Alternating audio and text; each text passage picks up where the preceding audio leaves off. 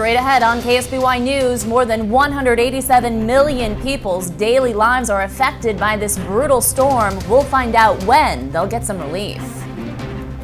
Landowners in Paso Robles feel they've got the answer on how to govern the newly proposed Basin Water District. I'll show you what it is. Santa Maria was named the 10th most violent city in California, but the city's police chief says the numbers aren't telling the whole story. Live, local, news. KSBY News at 5 starts right now. Good evening and thank you for joining us. This bitter Arctic weather that's plagued the Midwest has now spread across the deep south and northeast, shattering decades-old records. Residents in Florida are dealing with the chilling effects of this polar vortex. Temperatures are expected to dip below freezing, and a hard freeze warning is now in effect for much of northern Florida. Turning now to a live look, this is Chicago and it's Michigan Avenue. Usually we'll see lots of activity, people walking on the streets, going home from work, tourists. Not now. It is 1 degree out there, bitter cold. And we continue our weather coverage tonight with Jeanette and Dave. They were able to talk with a Minnesota reporter who has learned the art of layering levels of warmth. We've been talking about how cold it is all over the country, and we have a friend who is braving the Arctic chill in Embarrass, Minnesota. Meet Boyd Hoopard. Boyd, where are you and what's going on? Well, I'm out in the cold, Jeanette. Embarrass, Minnesota is somewhat of a historic place in Minnesota because of the coldest temperature ever recorded in the state at -64. An interesting story behind this, though. The thermometer broke at -64, so the official record actually belongs to Tower, Minnesota, at -60, a little bit of dispute between communities. Can you imagine that, people bragging about such things? Well, Boyd, I guess that's the question of folks up there like to see themselves as very hardy. Are you seeing anybody outside, or what is life right now like in Minnesota? Yeah, is anyone out besides you? Yeah, and honestly, life goes on. The schools were closed in this part of the country for 2 days, yesterday and today. But in a lot of cases, that meant the kids could go out and do some other things, honestly. This is an area that's used to cold temperatures. This, however, these past few days has been extreme. All right, so Boyd, I was going to say that to our viewers. Those of you who don't know Boyd, he is a handsome dude, but it's hard to show off your handsomeness when you're dressed like that. How do you have to dress in weather like this? Because everyone at the station's going, how do you even be outside in that kind of weather? Yeah, you put a lot of layers on. I've got... let's see, I've got long underwear, my jeans, some heavy ski pants, and then up here I've got 4 layers underneath my goose down parka, and underneath these gloves, these mittens, I've got some gloves, and then some hand warmers that I've stuffed inside my gloves. I've got some foot warmers inside my boots under a couple of pairs of socks. So you put the layers on and you come outside and you still get cold.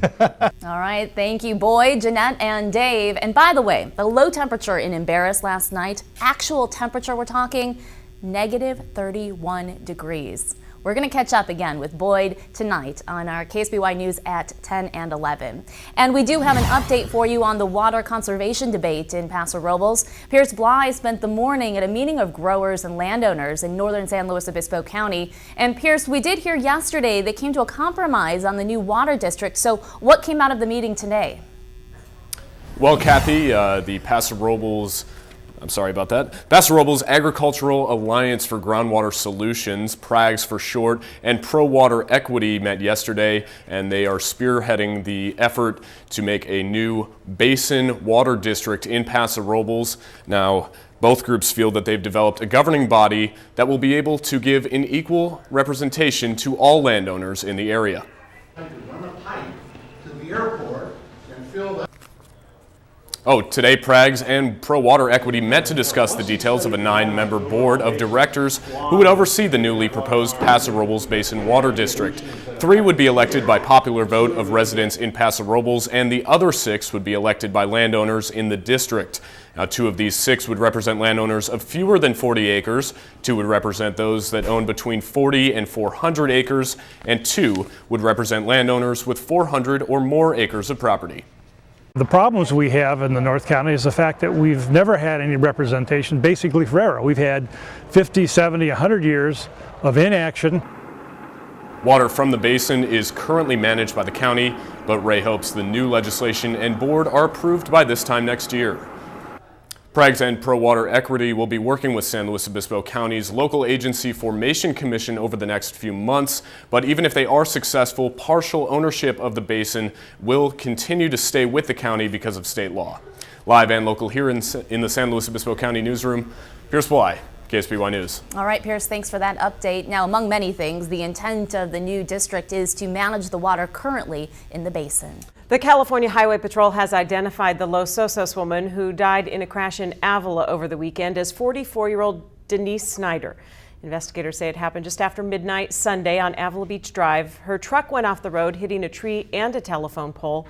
The CHP says Snyder was pinned in her vehicle and was removed using the jaws of life. She was flown to a Fresno hospital where she died.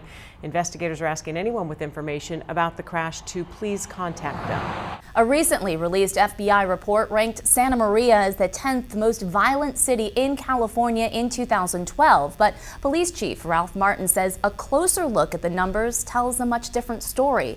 The annual crime reporting program looks at the number of violent crimes in a city like murder, rape, robbery, and aggravated assault. Our April Hansen is live in Santa Maria tonight. April, why do city leaders believe the numbers are skewed? Chief Martin says the police department has been over-reporting some of its numbers. In the past 5 years, all domestic assault cases have been documented as aggravated assaults, but not all of them fit under that category. He says the numbers just aren't telling the whole story. Devils are in the details here. Yeah, in fact, Santa Maria Police Chief Ralph Martin says when the city made the FBI's list of the most violent cities in California, something didn't seem right. So I think if you drill into the numbers and take a look at it, you'll find out that Santa Maria is no different than any other city that has 100,000. So the department took another look at one of the categories. Chief Martin says an aggravated assault is an incident where someone has sustained a major injury and/or there was a weapon involved. Only about 10% of domestic violence cases involve some type of injury or aggravated assault. So if you have 300 a year, it's really only about 30. He says that is where the department found the error. The city has recorded more than 500 aggravated assaults every year since 2009. When they went back and took out the domestic violent cases that should not be in that category, the number dropped significantly to 173 in 2013. Santa Maria is a safe city. Chief Martin says having a high-profile murder case last year also hasn't helped the city's image. I mean, we had a very brutal torture murder occurred in March of 2013, and we had 11 suspects. Well, certainly that's going to make the news, and it makes it sound like the city is very violent, but that was one incident. Chief Martin says now that the department found the problem with its violent crime numbers, the attention has turned to another category. We average about 2 stolen vehicles every day. And this year, I think 2013 is going to show somewhere around 650 to 700 stolen vehicles. Chief Martin says every city is required by law to report their crime numbers to the FBI and the state. All right, April, quick question for you. Why are other Central Coast cities like San Luis Obispo and Santa Barbara not on this list? Because the most violent city rankings only compare communities that have a population over 100,000. And according to the FBI's crime report, San Luis Obispo had 1 murder in 2012 and 29 aggravated assaults. Santa Barbara had 0 murders and 219 aggravated assaults that same year. Live and local in Santa Maria, April Hansen, KSBY News. All right, April, thank you so much for breaking down the numbers. More news tonight on the Corey Pierce case. He is the former San Luis Obispo police detective who was caught using and selling drugs. 2 of his informants are asking the city for money, claiming Pierce forced them to help him engage in dangerous and illegal activity. Let's get you up to speed on this. Pierce was arrested on federal bribery charges last February. He was accused of taking cash and drugs from 2 people and using drugs on the job. He pled guilty to extortion in July and in December was sentenced to 18 months in federal prison. Connie Tran is live from San Luis Obispo City Hall tonight. Connie, do you know who the 2 informants are and what do their claims say? two informants are Chris Holland and April Stewart, and according to their claims filed by their attorney to the city of San Luis Obispo, they are boyfriend and girlfriend, and the claims say that they became sources of drugs for Corey Pierce after Pierce arrested Holland for possession of heroin in late 2011. Now, the claims go on to say that Pierce forced the two to become indentured servitudes, which included keeping them addicted to drugs. Pierce, who was found to be addicted to drugs himself, would reward them for acquiring cash, oxycodone, and heroin for him. This, according to these claims. And the city council is discussing these claims in a closed session meeting right now. I just spoke to city attorney Christine Dietrich, and she says that the city council is evaluating their options. They can either negotiate a settlement, or if they deny these claims, then Holland and Stewart's attorney, Stephen Dunkel, could file a lawsuit against the city. That is the latest for now. Live and local in San Luis Obispo tonight, Connie Tran, KSBY News. All right, Connie, and Dietrich also says at this point, Holland and Stewart are not asking for a specific amount of money from the city. There's no better time than now to volunteer and mentor kids on the Central Coast. It's National Mentor Month, and today we checked in with CASA of San Luis Obispo. The organization asks people to give about 6 to 8 hours of their time to the kids, or you can also help by sponsoring a match. They need both men and women mentors. Right now, CASA has enough people that we serve approximately a quarter to a third of those who need a mentor. And to learn more about Big Brothers Big Sisters of San Luis Obispo County and for other volunteer opportunities, head to the Newslink section of KSBY.com.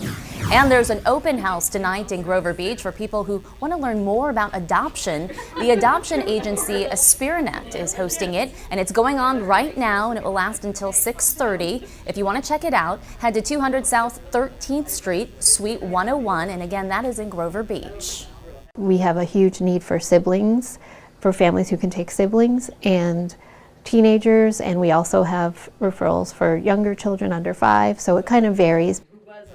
And more than 10,000 children are waiting to be adopted in California. The Morro Bay Fire Department is teaching a class about what to do during an emergency. It's called CERT training. It's a 20-hour hands-on class where you will learn what to do in the event of a natural disaster. The class starts next month. Sign-ups are happening now. It's $20 to take the class, and you can register at the Morro Bay Fire Station on Harbor Street. More than 1,300 people in San Luis Obispo County are graduates of the CERT program. Well, you may have heard the warning sirens go off today, and it was just a test. The San Luis Obispo County Office of Emergency Services is testing 131 sirens from Cayucas to the Nipomo Mesa today and tomorrow. Now, the sirens can be used anytime. County emergency coordinators say people in the area would need to take action in a local emergency.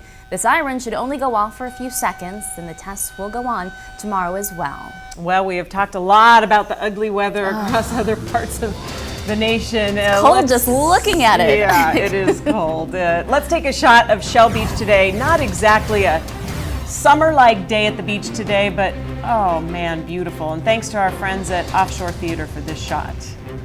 And later, a hospital has come up with a new way to help you make better food choices. We'll see what that system is and what it's modeled after, and actually if it works. Now, your live, local TrueView 6 weather forecast with meteorologist Dave Hupty.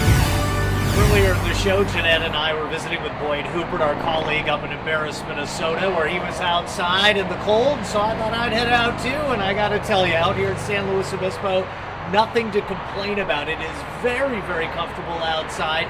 We haven't had a lot of even wind here on the Central Coast, and locally that's been a problem. We've got some reduced air quality because of stagnant air and some particulates in the air. So the Air Pollution Control District telling folks with high sensitivity to perhaps wait until the wind picks up a little bit. Let's take a look, though, at the rest of the country and just how cold it is out there. Updated temperatures 1 above in Chicago and the Twin Cities, though parts of Minnesota are now below 0. In terms of wind chill and what it feels like, You can get frostbite in less than 5 minutes when those temperatures get to be 20 and 30 below, even with a light wind. But if the wind is just, say, 20 miles per hour, it happens even faster. And at 30 and 40 miles per hour, that feels like index really jumps, and it can be dangerous in a hurry. But here on the West Coast, high pressure in control. We even had a little bit of weak offshore flow this morning. But ample cloud cover did push into the area today. No real mechanism to squeeze much out of it. The closest we're going to do is on Thursday when that front pushes into Northern California, perhaps a chance for some drizzle on Thursday. But at that, I'm keeping it out of my official forecast. Temperatures right now, it's 56 in San Luis and 58 in Santa Maria and Solvang, 61 in Paso Robles and in Santa Barbara, 56 for us in Vandenberg. And the winds right now are under 10 miles per hour, varying in terms of direction. For Wednesday, not a lot of change. San Luis Obispo 68, an average daytime high 63, 65 in Paso Robles, 66 for Santa Barbara. We'll call it partly to mostly cloudy for Wednesday, 67 at Santa Ynez and Solvang, 64 in Orchid. 63 at Pismo Beach and 64 in Arroyo Grande. Overnight lows tonight, fairly mild at the coast. Those clouds will hold the overnight lows in the 40s, and the interior valleys right around freezing for your overnight lows. No advisories, though I expect some marine advisories for wind once we get into Thursday afternoon and evening. Extended forecast after Thursday, though, warms back up and nicely. Mid-70s to about 80 degrees from Friday through Monday. The next opportunity for rain around the 20th of the month if you like the models, but that would put us, again, even further behind than we are already. Santa Barbara and the South Coast, temperatures in the mid-60s, warming back into the 70s through the weekend and early next week. It is hard to complain about the weather here in California. Outside of the drought, the temperatures have been very comfortable, even though we had a little bit of a cool down today. And I hate using air quotes. Back to you. I was hoping, Dave, that you might be wrong, that there was this moisture in the air and that maybe we'd get a little bit something. Of drizzle, maybe. No luck. No luck. But we are sure getting some nice temperatures. There's nothing to complain about there at all. Straight ahead on KSBY News, more than 187 people are affected by storms happening in Portugal, and some got quite a surprise when they looked a little too close.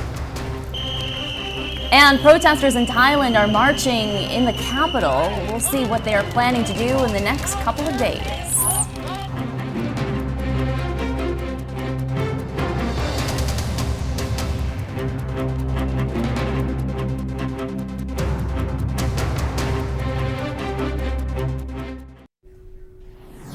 Welcome back, everyone. In news around the world, a storm in the Atlantic caused strong winds and huge waves off the coast of Portugal yesterday. Check it out. This is video that shows what you should not do in this kind of surf. See these people just standing a little too close, checking out the waves. Yeah, well, then watch what happens when a massive wave starts rolling ashore. They're still standing there, chatting away, but now the power of the ocean. They ran away, but a few were injured. Surf reports show the waves had the potential to reach 60 feet. Elsewhere, protesters have begun the second in a series of warm-up marches before they say they plan to shut down the Thai capital. They gathered in Bangkok today to drum up support for the cause. They plan to block 20 government offices and key intersections starting Monday. They're trying to disrupt an election planned for February 2nd in a bid to force the prime minister from office. Around 350 Turkish police officers were fired overnight, and some were moved to traffic duties. The move is the biggest shakeup since the start of a corruption investigation, which has already seen the arrest of several businessmen close to the government. More than 50 people were detained in raids last month. The prime minister has accused police of trying to undermine his administration. In tonight's Healthy Living, a new Johns Hopkins study reveals daily meditation can help reduce the symptoms of anxiety and depression. Meditation is not used in most mainstream medical practices, but this study of patients with various physical and mental health issues found it worked as well as antidepressants in some cases. Researchers found 30 to 40 minutes of mindful meditation daily also showed promise in controlling chronic pain and stress. An experimental traffic light food label system used in a large hospital cafeteria has continued to boost the purchases of healthy items after 2 years. In 2010, foods at Massachusetts General Hospital were labeled green for healthy, down to red for foods with little nutritional value. Well, 2 years later, sales of green items were up 12%, while sales of red items dropped 20%. Researchers say their findings show food labeling and product display can encourage healthy choices over time. Washed out to sea, a fisherman in Taiwan drifts in the open ocean for hours. Still ahead, what he saw that helped him finally make his way back to solid ground.